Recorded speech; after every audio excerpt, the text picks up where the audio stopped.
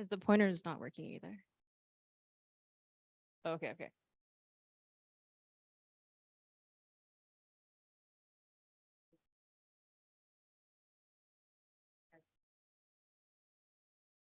Oh. Okay, cool. All right, thank you for that introduction. I liked Mark's story about, Carl Sagan sitting in the front row, because to me, like, Mark is my Carl Sagan. He was also on my dissertation committee. So you can't take my PhD back, right? Like, okay, so today I'm going to talk about the how of studying solar system bodies as exoplanets. And so I'm going to throw up this XKCD figure that sort of flashed up briefly before, just to say that, we had lots of great sort of like theory, observational lessons that we just heard from both solar system and brown dwarfs. And so like the solar system, even though it doesn't have every single analogous type of object that we see in exoplanets, there's things that we would want in it, for example, and then, maybe things that might be superfluous. This is all, of course, somebody's opinion.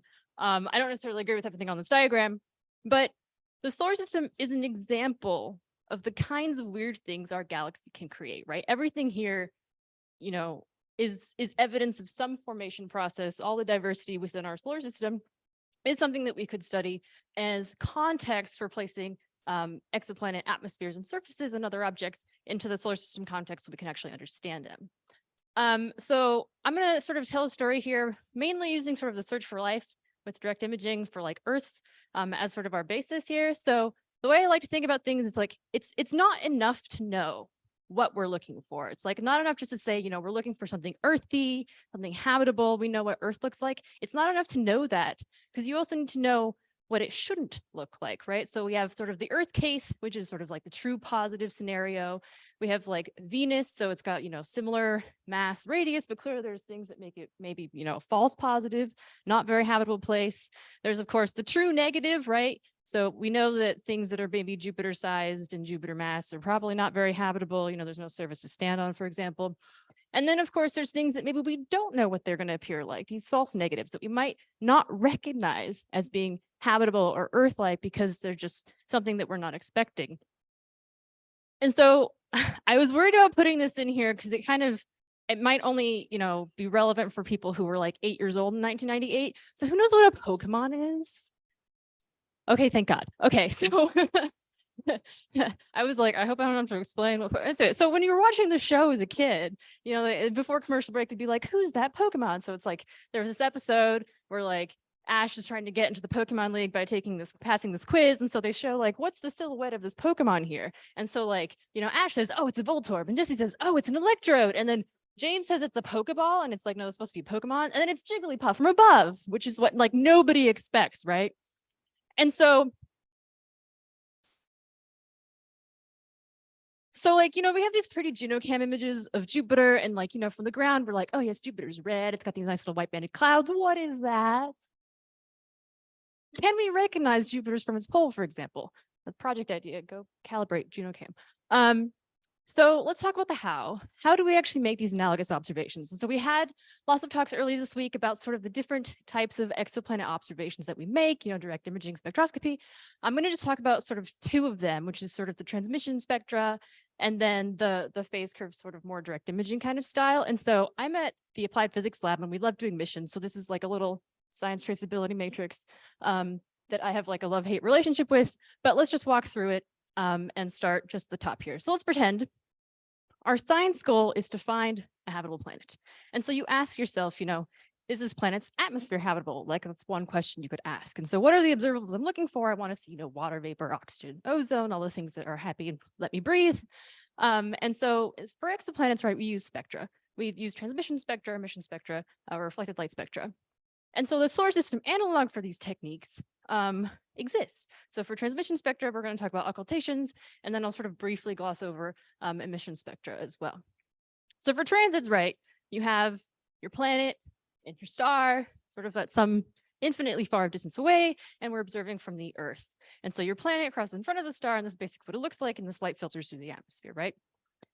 In the solar system, we have solar stellar occultations instead, right? So instead, we're much closer to the the object. And so you can see, and for example, if you're looking from a spacecraft and you're doing like a stellar occultation, your star is really far away. There we go. Your star is really far away. And instead, like, for example, if my spacecraft is in some sort of polar orbit, the spacecraft is moving. And so if it's looking at the star appears to sort of drop behind the atmosphere. And so you can actually look at the transmittance of the atmosphere with that motion. Or if you're on Earth, you can see the planet or like any old object move through the star field and look at how the starlight is affected by that passage. They use this a lot, for example, in like asteroid observations to look at the shapes of various asteroids out in the outer solar system. So this is kind of what that looks like, a little cartoon graphic. So here you have our planet. This line sort of marks the equator, and you have our star here at the top. I'm struggling with this pointer. There we go. You have our star here at the top. Here's the equator. And so as your spacecraft moves, that star drops behind it. And so you can sort of track over time and position the starlight as it goes through the atmosphere. So this is an example of stellar occultations done with Earth from an Earth-based satellite. And so you can turn that like transmittance, you can do some math and basically come up with something that looks like an actual transmission spectrum. So this is effective thickness, which you can sort of just think about as like RP over R star kind of as the proxy wavelength. And so here you have built up, depending on the particular optical depth properties, this spectrum. You can see there are different, the different species here that are sort of marked in this spectrum. And so that's the Earth example. We've of course done this for Titan, Saturn as well. And we're currently working on a Venus observation for this as well to sort of build up a similar transmission spectrum. You can also get clever. So in this case, this group, what they did is they looked at the sunlight reflected off of the moon as we were doing a lunar eclipse. So basically, if you look at this graphic down here at the bottom, as the moon crossed through this lunar eclipse here, as it comes behind the Earth, the sunlight is filtered through the Earth's atmosphere, lands on the moon, and then we observe the brightness of the moon as like as a mirror, basically. So it kind of relies on knowing exactly what the moon's reflectance spectrum is. And so you end up studying this one little patch of atmosphere. These are HST CIS observations. So this is in the UV, this is in angstroms. And so this is what the actual data ended up looking like as a function of this sort of eclipse angle here as the moon moved behind the Earth. Now, the issue with these observations is that exoplanet observations end up being hemispherically averaged. Like transits, if you're in the middle of a transit, you're actually looking at the limb average of the entire atmosphere. And so I think it's a little, there we go. So you end up with like a limb average or a disintegrated hemispherical average observation. Whereas in the solar system, these two techniques I just talked about end up sort of being like probes of just like one area of the atmosphere, or like in this case of the stellar occultations, sorry, you end up sort of with this little line probe of what's going on in the atmosphere. Now you can do, of course, multiple probes, multiple stellar occultations, and sort of build up a little bit more of an idea of like this sort of same limb average measurement. One way to sort of get around this is we developed this mission concept. And so I'm first gonna mention this problem of refraction, and then I'm gonna talk about the mission concept. So what happens is when you're actually like right up on a planet, you're probing deeper in the atmosphere than we actually are for exoplanets. So let's look at this diagram here up on the top first, and then I'll get back to the other parts of this slide. So here, for example, this is our little mission concept diagram, but you have a little satellite. Here's the Earth, and there's the sun. So the Earth's atmosphere acts as a lens, right? Light is refracted like Snell's law stuff through the atmosphere. And so you can end up probing, depending on your distance from the object, you can end up probing deeper in the atmosphere if you're closer than if you're a little bit further away. So this one down here at the bottom, this model, is the Earth's spectrum without refraction. Then the yellow line going all the way up to red are going further and further away. So you can see how the spectrum is actually modified by the fact that critical floor set by the refraction changes with distance. Now, at certain distances, so you can see these are all in AU over here, this actually ends up being comparable to like an exo-Earth around an M dwarf, where that actually a similar critical reflection floor is sort of shown. So depending on the different kind of star, because this is all based off the geometric angles of the system in question, depending on the kind of star you're looking at, you can get similar refraction floors to what I just showed up here in the separate diagram. So our idea for this mission concept, which we called Star Helix, was to actually do the limb average, actual hemispheric average observation on the actual sun. So with stellar activity and everything going on, we would actually fly a little small sat and induce transits of the Earth across the sun to actually make that very similar, actually exoplanet-like observation. I also wanted to include a little shout out to PEAS here. So PEAS is an infrared spectrograph based up at Lick Observatory. So here's looking at the right again. I don't know why I did everything right going left, but anyway, looking at the right part of this diagram, you see sort of a directly image planet system here. And so when we make these exoplanet observations, right, even if you do, a slit-like spectrograph, the slit basically includes all of the planet's light. So it's again a disk integrated observation versus when we make these kinds of observations in the solar system, right, we actually end up being able to like spatially resolve our objects and you get all these nice pretty pictures. So what PEAS does is it actually takes it uses an integrating sphere to sort of like take all the light before it even hits the spectrograph and disk integrate it, so you come up with an actually exoplanet analogous type observation. So moving on to the second part of sort of this talk is the other part of this STM, is the planet's surface habitable? So one, it'd be nice to actually make sure I have a surface on my planet, right? So not only just is the mass and radius, right, get some sort of detection of the surface and maybe even oceans, right? So the Earth with the oceans, you can look for something like ocean glint. Now, looking for these two things sort of relies on looking at, for exoplanets, this is direct imaging. If you have like a thin or no atmosphere planet, for example, you could actually probably probe the surface, and looking at orbital phase curves to look specifically for ocean glint at high phase angles. I'll explain what this is in a minute. The solar system analog is rotational line curves here, and then phase curves. And I'm going to talk about the difference here between what orbital phase curves are versus phase curves in the solar system. So phase curve and reflected light. A phase curve is a measure of reflectivity as a function of phase angle. So the phase angle is the angle between the star, the planet, and the observer, okay? Now, this is sort of easier to understand the different kinds of phase functions you can get when you look at surfaces. So this diagram here is showing. So we were doing our phase curve fitting from before in the hands-on sessions, right? Laura said, we often use sinusoids, right? Because they're easy. A Lambertian function is actually a combination of two different sinusoids. It's sort of the idealized case. Ideal diffusion, my planet, is analytical, easily to understand, and sort of ends up looking like this. And here's an example of that sort of similar surface, right? So it's basically a perfectly diffusing object.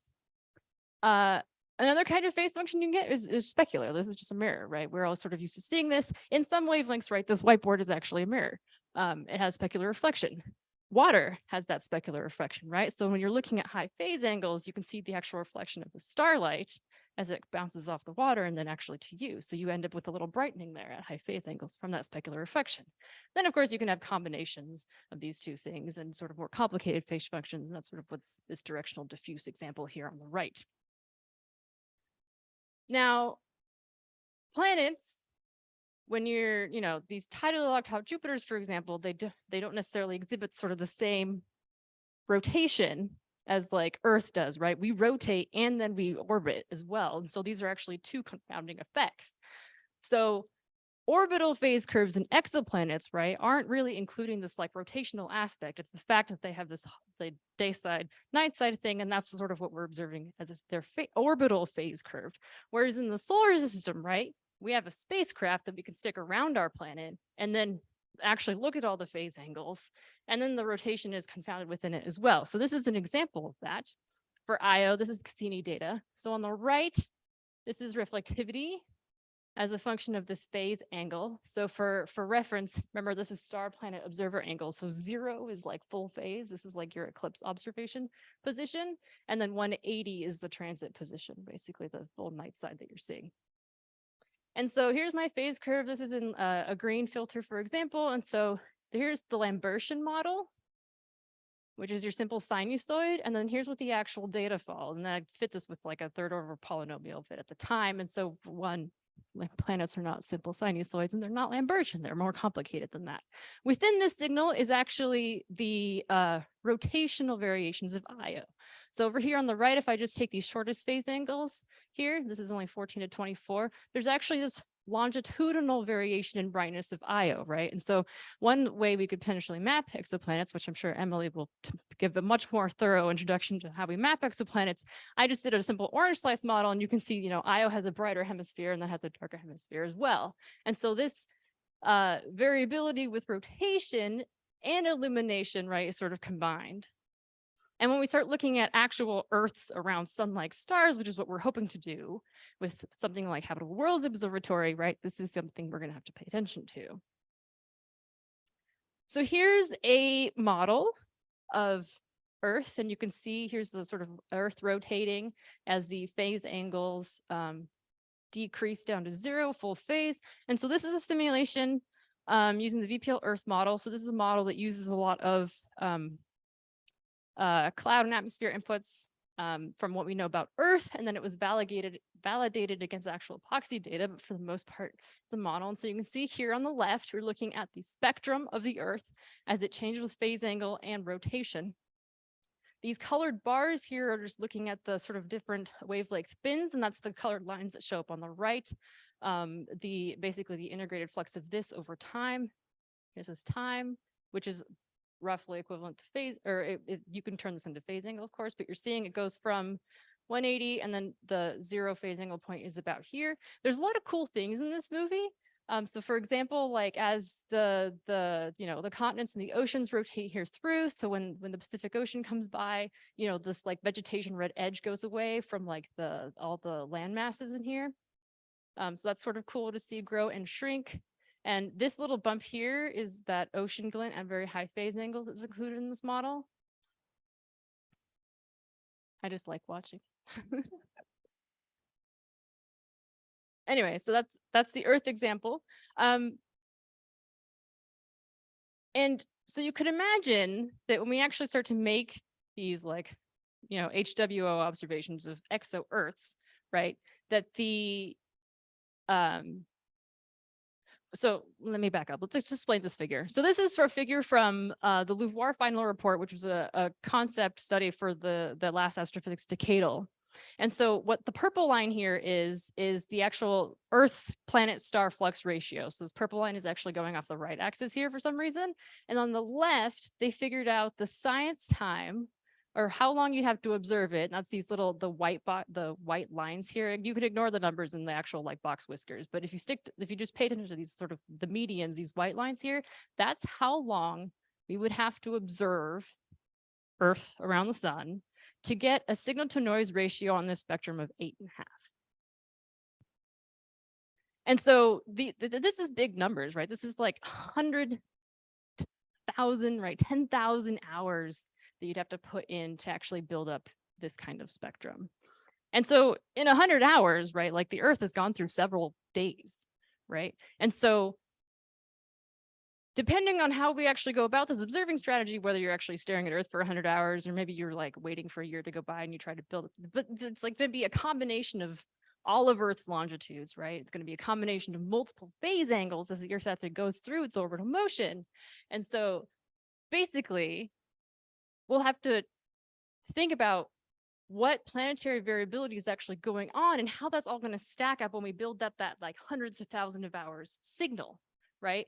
And so this is just, I'm showing here, this is Io, which has, plumes. There's a plume here you can see. Of course, we're all very familiar with Earth's variability, right? Climate change and, the clouds are doing things, hurricanes show up and do things, seasonal variations, right? And then Venus here is another example on the right. And so we need to think about, what can we actually characterize given the kind of observations that we're making, and what can we not? And so in the solar system, one of the benefits that we have is that we can actually spatially resolve these different processes that are actually happening. Like, for example, this plume here. And we sort of want to make the connection between, these unresolved processes that we can actually see, or the resolved processes that we can see with the unresolved kind of observations that we're going to make on exoplanets.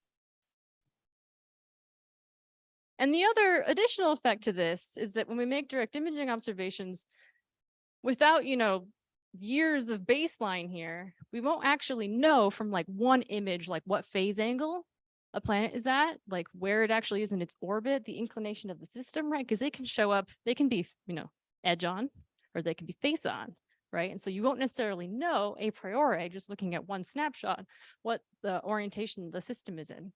And so this is just a set of published spacecraft data sets for Earth as an exoplanet, and I've color coded them by what season Earth was in based on Northern Hemisphere. Not to insult anybody in Southern Hemisphere, but there's more landmass in the Northern Hemisphere. And so the vegetation connection is what I'm trying to make here. And so you can see here just the list, and I won't go through it, but one thing to note is that we need to make this table obsolete. Like a lot of these data sets are, they're not very complete as far as, going from the near UV all the way out to the infrared. And they're also kind of old, like, we've gotten like 5 degrees Celsius warmer or something since some of these observations. And there was actually a study earlier this year that added the 3 to 15 micron data set to this as well. One of the ways I'm trying to fix this is at APL, we are one of the primary institutions for the OSIRIS-REx mission. So the OSIRIS-REx mission was this planetary mission that flew off to asteroid Bennu and collected a sample and is bringing it back later this year. As part of the extended mission OSIRIS-APEX, it's going to drop off the sample first, and then it's going to do a couple of Earth gravitational assists to catch up to asteroid Apophis. Now, asteroid Apophis, we've probably all heard about this one. It's the doomsday asteroid that keeps flying within like millions of miles of Earth, and we're all going to die. And so what we're going to hopefully do is during those 3 Earth gravitational assists, we can actually observe Earth as an exoplanet in various seasons. So that's just this plot I'm showing you here, what phase angles in season it's going to be. Unfortunately, this was a rejected idea, so we don't have the funding to do it. You should write your letter to your congressman or something. I'm kidding, don't do that. So that's one possibility. The other thing I'm involved with is the Lunar Reconnaissance Orbiter.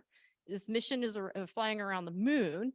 It's actually equipped with this diviner instrument, which is an infrared instrument that was specifically designed to look for like geologic features on the moon, right? And as part of their extended mission, and this was approved, they're going to look at Earth. So during occasional orbits, LRO happens to point such that diviner is looking at can do these scans across the Earth. And so this is an example of the data set they get down here at the bottom. So these are actually their optical channels. It's like, this is basically what they use to figure out what their albedo is. It's like a huge broad, like half micron channel. And then these are actually deep in the infrared. So going out to like 5, I want to say to 11 microns here is what this data set includes. And as part of their extended mission, they're actually going to be looking at making these scan measurements. This is a plot of time and what actual phase angle the Earth is going to be at and what longitude on the Earth we're going to be looking at as compared to sort of the expected angles that we expect from, or the expected phase angles that we expect to look at for like exoplanet direct imaging, which ends up being about 30 to 120 degrees. And so this data set's not only useful for understanding like Earth's atmosphere for the sake of understanding Earth's atmosphere, and but also, for testing our models and how well we can actually retrieve what's going on Earth, and of course for exoplanet use. So looking forward, planets and stars are 3D and dynamic, and we need to understand sort of the magnitude of that variability and how it's going to affect our observations. Given the fact that they're highly variable, is stacking hundreds of hours of spectra really going to get at what our chosen quantity actually is, given that all that's going to be sort of averaged in? And then I mentioned, right, these resolved observations that we can make in the solar system, and connecting that sort of the unresolved observations we make of exoplanets is something that's incredibly useful. And then, of course, the issue is, the galaxy has no order, right? Like exoplanet systems are going to show up at whatever orientation we want. And we want to make sure that we can actually recognize our planets, like from their poles, for example, and from every possible angle that they could show up at. So that's all I had to say. Thank you for your attention.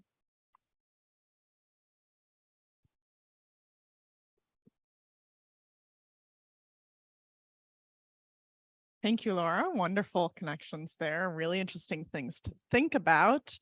What questions do we have from the audience?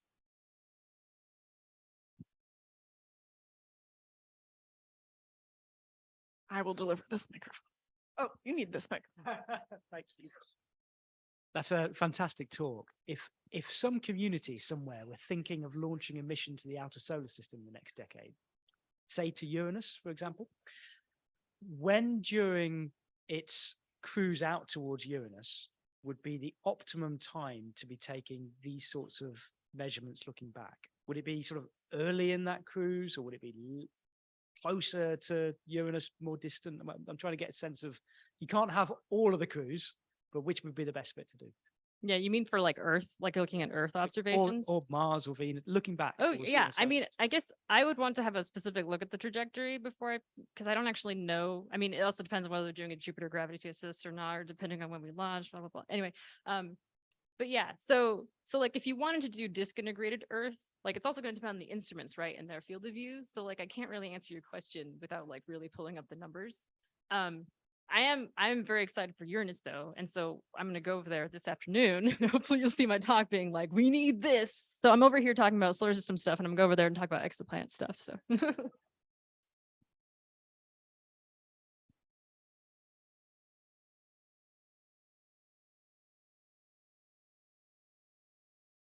So when you're looking at Earth and the different reflectance you get with the Earth's rotation and going around the sun, have any of those incorporated what Earth's moon looks like at different times of those reflectances too, and what the moon phase might be and how that might show up?